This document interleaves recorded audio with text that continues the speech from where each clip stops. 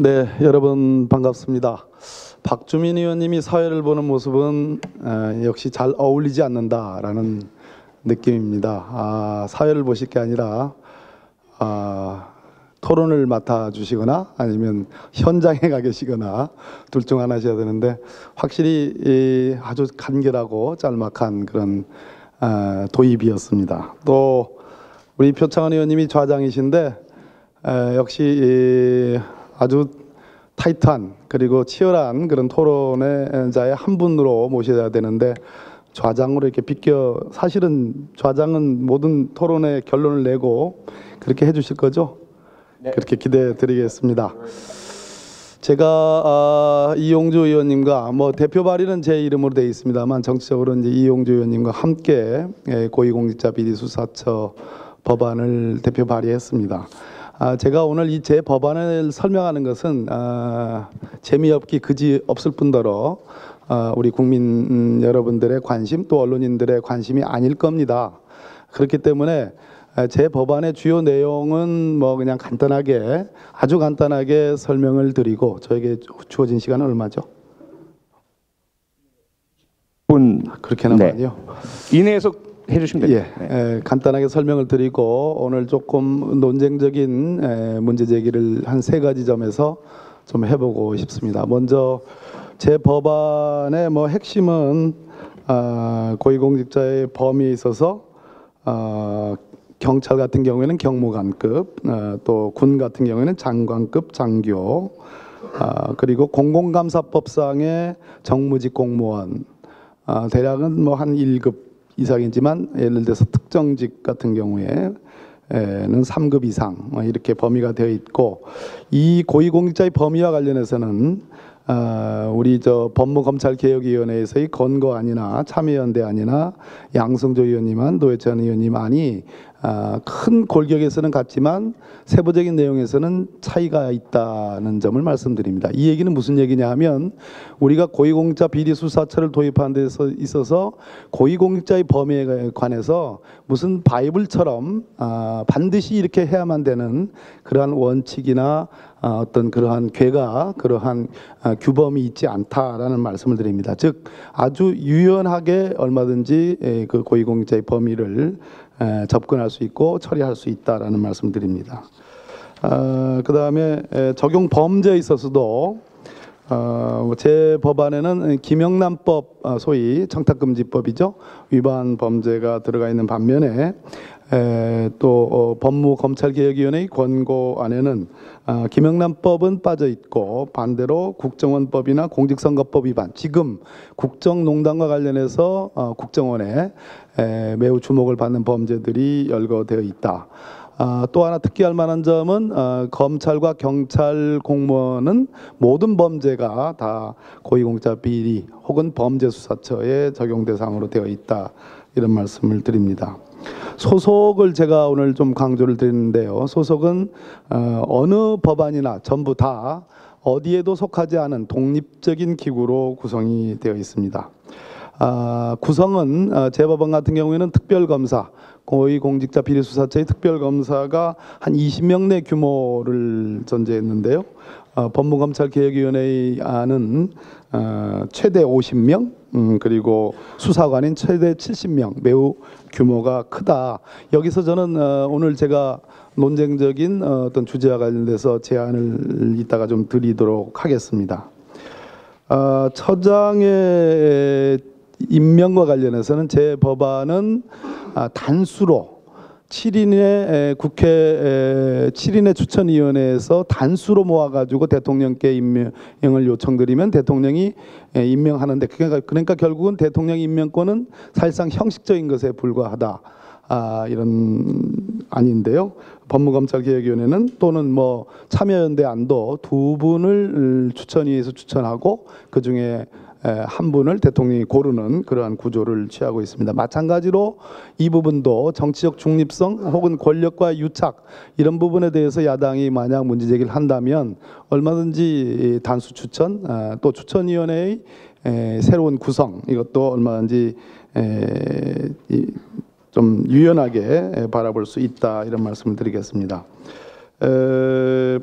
특별히 법무검찰개혁위원회의 안 중에 상당히 주목할 만한 그런 안이 있어서 말씀드립니다. 소위 이 관할의 중첩의 문제인데요. 예를 들어서 검찰이나 경찰이 기존 수사기관이 수사하고 있는 고위공직자 범죄 대상, 이 법안이 감고 있는 고위공직자 범죄 대상에 대해서 고위공직자 비리수사처 혹은 범죄수사처가 전속적으로 수사할 수 있는지가 제일 중요한 관건입니다. 제 법안은 그렇게 하도록 되어 있습니다. 고위공직자 비리수사처의 수사 대상이 되는 고위공직자의 범죄 혐의와 관련된 수사는 다 공수처장의 이첩 요구에 의해서 이첩하도록 그래서 배타적 관할로 그렇게 되어 있습니다.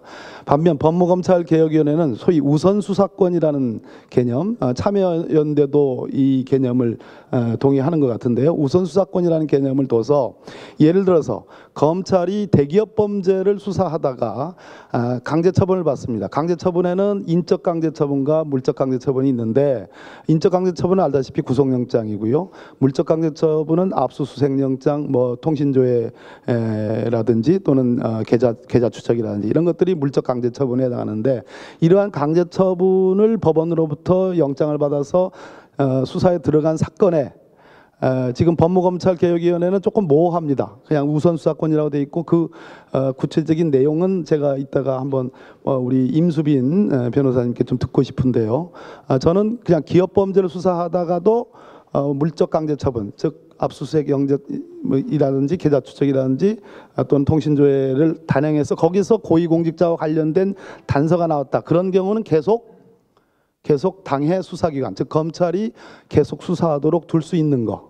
그것을 그렇게 이해를 하고 있습니다. 아니면 더 좁혀서 고위공직자 아니든 또는 저위공직자, 저위공직자라는 표현이 좀 이상하죠. 아무튼 공직자의 수사를 하다가 강제처분이 있었고 거기서 고위공직자와 연관된 단서가 나왔을 때 그렇게 한정해서 우선 수사권을 인정하는 개념인지 그 부분에 대한 우리 임수빈 변호사님의 답을 듣고 싶습니다. 자, 오늘 제가 제안하고 싶은 부분은 세 가지입니다. 아시다시피 법안은 잘 갖추어져 있습니다. 어느 의원님 또는 어느 법무검찰개혁위원회 어느 권고안은 또 참여연대안 다 어느 것을 선택하더라도 대체로는 우리나라에서 과거 아까 표창원 의원님이 적절히 지적한 바와 같이 국정농단이 박근혜 최순실의만의 잘못이라고 보겠습니까? 전 그렇지 않다고 봅니다. 우리 헌법과 법률에 대통령의 권력 남용과 국정농단을 통제할 수 있는 장치들은 다 되어 있습니다. 그 통제는 소위 말하는 권력기관들에 의한 통제입니다. 또 국회에 의한 통제입니다.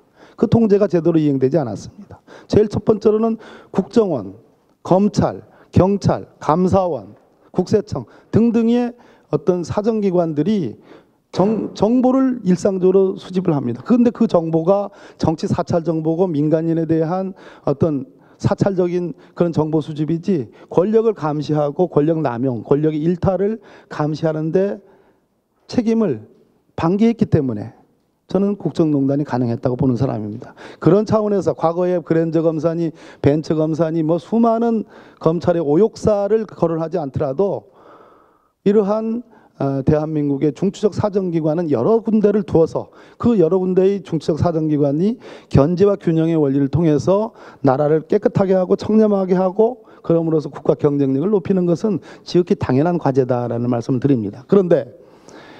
그러나 입법 지형은 녹록하지 않습니다. 이제 저희 법사위 제1소위에서 여러 차례 심사합니다. 공청회도 했습니다.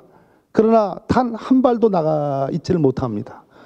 아시다시피 자유한국당은 반대합니다. 대안은 대체로 특검 중에는 기구 특검과 제도 특검이 있는데 기존에 통과돼서 지금 전혀 쓸모가 없는 법, 저도 책임 있는 사람입니다만 그 제도 특검의 국회 발의 요건을 조금 완화하는 정도의 권성동 법사위원장의 안 정도가 있을 뿐입니다. 대안으로 보기 어렵습니다. 예.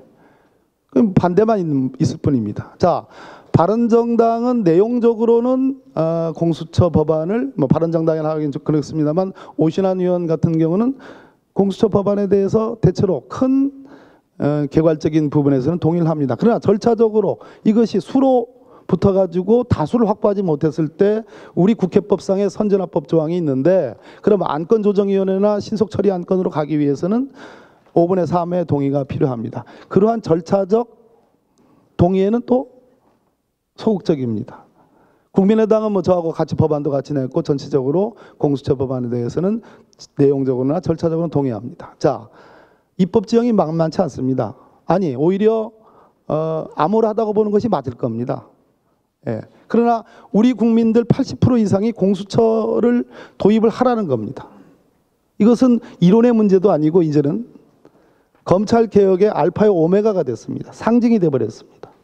이것이 뭐 여러 가지 어떤 논란이 있습니다만 우리 국민들의 인식이 그렇습니다. 역사적 인식이 20년 동안 이렇게 박혀 있습니다.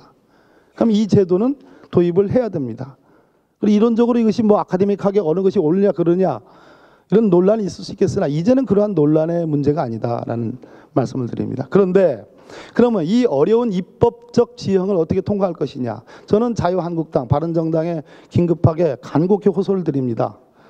제가 아까 고위공직자의 범위도 우리 내부라고 표현하기 그렇습니다. 이 토론에 참여하고 있는 주체들의 그 안을 보면 다 차별성이 있습니다. 또 고위공직자의 비리수사처가 다뤄야 될 범죄 내용에서도 범죄 대상에서도 차별이 있습니다. 또 공수처장을 추천하는 그 절차와 과정에서도 차별이 있습니다. 또 우선수사권이라는 개념을 법무검찰개혁위원회에서 권고안에서 제시했습니다. 이거는 제 법안에 없는 겁니다. 제가 아주 탁견이라고 아주 뭐 찬사를 참 했습니다마는, 즉 공수처를 설치하고 공수처 법안을 통과시키는 데 있어서 반드시 이것이 로마로 통하는 길이다. 이것만이 바이블이고 이것만이 금과 옥조다라고 하는 그러한 정언 명령이라는 건 없다는 겁니다. 즉 무슨 얘기냐?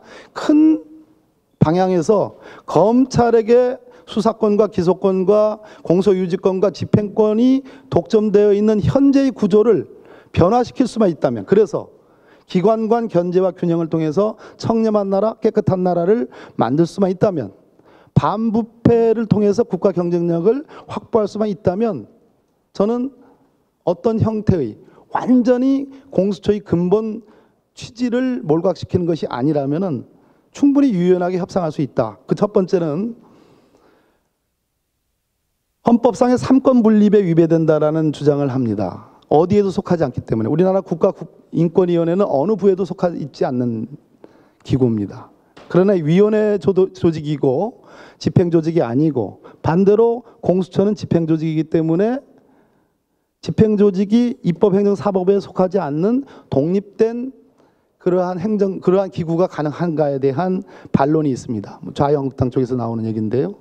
그러나 근대적 의미의 현대적 의미의 삼권 분립은 과거 몽테스키에가 얘기했듯이 그냥 입법행정사법을 형식적으로 쪼개놓고 그 안에 어디에다 소속만 시키면 되는 그런 의미의 이 권력 분립이 아닙니다. 권력 분립의 기본적인 목표는 권력 간의 견제와 균형을 통해서 누구도 민주적 기본 질서를 침해하지 못하게 하고 민주주의를 수호하게 하고 법치주의를 따르게 하는, 그것이 목적입니다. 따라서 이것이 기능적 권력 분립론이라고 저는 알고 있습니다. 그렇다면 어디에도 속하지 않는 공수처가 가능하다는 얘기입니다. 그러나 만약 이것 때문에 공수처 법안이 통과되지 않는다면은 저는 법무부에도 둘 수 있다라는 얘기를 드리고 싶습니다. 자, 왜 그런 거 아니? 우리는 법무부를 과거의 검찰과 검찰이 장악한 법무부만 생각을 했습니다. 그래서 법무부 이꼴 검찰입니다. 검찰에서 잘 나가는 검사들이 법무부를 장악하고 법무부의 모든 실국을 장악하고 있습니다. 그렇죠?